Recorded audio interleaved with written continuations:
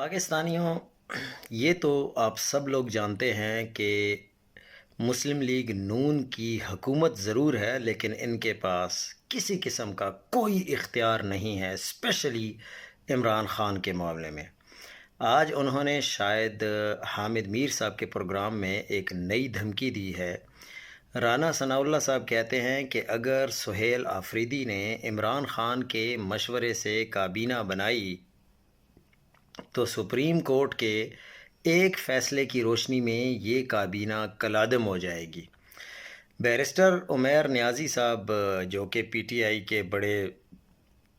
بہترین قسم کے کارکن ہیں اور ممبر قومی اسمبلی بھی ہیں، انہوں نے رانا ثناء اللہ صاحب کو کہا کہ آپ سہیل آفریدی کی خان صاحب سے ملاقات تو کرائیں، ہم اس ملاقات کے لیے اپنی حکومت کا قربان کرنے کو تیار ہیں۔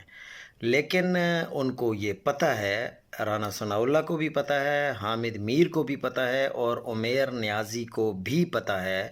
کہ رانا ثناء اللہ ہو یا کوئی بھی ہو، مسلم لیگ نون سے اس کا تعلق ہو، وہ ہماری ملاقات کروا ہی نہیں سکتے۔